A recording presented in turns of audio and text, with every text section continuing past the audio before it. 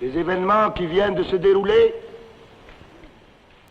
et qui se sont déroulés le 19 juin 1965 sont une affaire strictement intérieure. Qu'y a-t-il de changé? Sinon, la destitution d'un homme. Il a bouffé tout le monde. Je m'excuse encore de l'expression.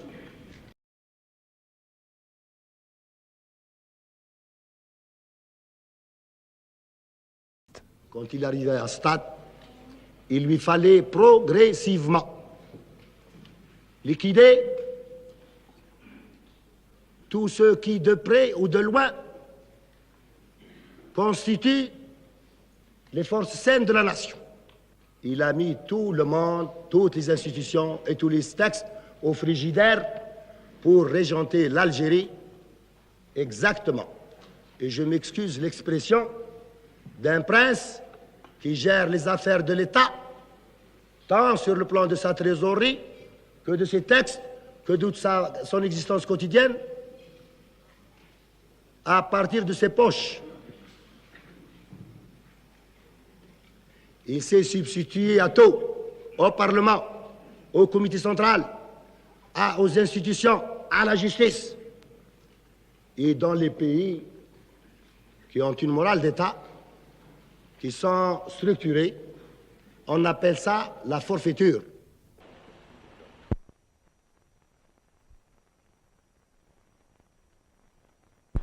Je dirais simplement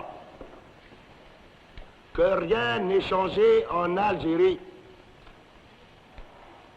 ni sur le plan des options, ni sur le plan des engagements, ni sur le plan des amitiés, sur le plan des principes intérieurs et les principes qui guident l'Algérie quant à ses relations extérieures.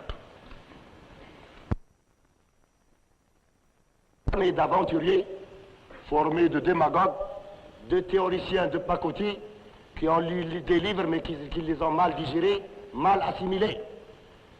Et parce que sans Bembella, ils ne peuvent être rien en Algérie, parce qu'ils ne savent, ils ne connaissent pas le sentiment profond, les traditions, les fibres de la nation. Commandant Slimane, vous êtes le porte-parole du Conseil de la Révolution qui vient de prendre le pouvoir en Algérie. Vous êtes aussi un des premiers combattants de l'ALN et vous êtes un des premiers collaborateurs du colonel Boumedienne. Vous avez été notamment membre de son état-major à Gardimaou. Vous êtes donc un des hommes qui connaissait certainement le mieux le colonel Boumedienne. On l'accuse d'avoir pris le pouvoir à titre personnel. Qu'en pensez-vous? Les accusations sont une chose. La réalité des peuples, elle, est une autre affaire. Les jugements, les procès d'intention, surtout en ce qui concerne l'Algérie, ont toujours été démentis par les réalités profondes du pays. Effectivement, je suis de ceux, sinon le premier, qui connaît de la façon la plus intime le colonel Boumedienne. Et vous pensez qu'il n'a pas pu prendre le pouvoir à titre personnel, mais qu'il dirige au contraire une équipe? Je crois que la proclamation du 19 juin est assez explicite. Je crois que la succession d'événements en Algérie avant novembre 54 et surtout depuis le 1er novembre 54 démontre clairement qu'en Algérie, il ne saurait être question, mis à part les tentatives des hommes, et les hommes sont ce qu'ils sont, il ne saurait être question d'un homme. Ce n'est pas Boumedienne qui a décidé l'événement historique du 19 juin, ce n'est pas Slimane, ce n'est pas X, ce n'est pas Y, c'est l'histoire. Donc, si je comprends bien, en tant que garant de la légalité révolutionnaire, vous avez d'abord pensé que le GPRA avait trahi l'esprit de la révolution et vous avez fait confiance à Ben Bella. Au 5, je proteste. D'abord au 5. Nous ne faisons jamais confiance à un homme. Et vous avez estimé, le 19 juin, ou vraisemblablement un mois avant, que Ben Bella, à son tour, trahissait lui aussi l'esprit de la révolution. Absolument, beaucoup plus que toutes les trahisons que nous avions connues au précédent. Les fautes, avant on ne pouvait parler de fautes, d'erreurs politiques, graves, et surtout durant une lutte. Mais en ce qui concerne Ben Bella, ça dépasse le cadre des fautes. Ces actes sont d'une gravité exceptionnelle, d'autant plus que notre proclamation parle de forfaiture, elle est caractérisée, et de haute trahison. Quelle est votre définition du peuple algérien? Vous dites que vous représentez, que vous êtes l'émanation du peuple algérien. Comment vous représentez-vous ce peuple algérien? Nous le représentons tel qu'il est, avec toutes ses traditions, son histoire, ses réactions, son tempérament, son caractère, ses traverses, ses défauts, ses qualités.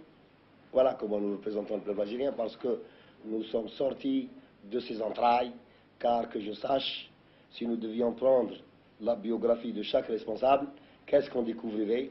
On découvrirait que nous avons été des enfants de paysans, qui ont marché une partie de leur existence pieds nus, qui ont eu à garder des vaches, garder des chèvres, et qui n'ont eu que la bonne fortune certaine d'être des rescapés, d'aller à l'école, dans une famille de 5, de 6, et bien il y a un qui est à l'école. Que ce soit le cas de Boumediene ou de Slimane ou de tous les responsables, il en est toujours ainsi. Vous savez qu'on va vous accuser de fascisme, de national-socialisme au lieu de socialisme national. Que pensez-vous de ces accusations que vos adversaires vont porter contre vous à la suite des événements du 19 juin? De telles accusations n'ont jamais effarouché nos rêves, n'ont jamais ébranlé notre sommeil, parce que les mots sont une chose et la réalité une autre. Et j'entends certains dire le fascisme, c'est-à-dire des gens qui sont mal placés pour le dire, d'une part. Il y a d'autres exemples dans l'histoire, au cours de l'histoire contemporaine, de mouvements qui ont fait une révolution populaire par les armes. On les a traités de tous les qualificatifs possibles. Et l'histoire a démontré ce qu'ils sont en réalité.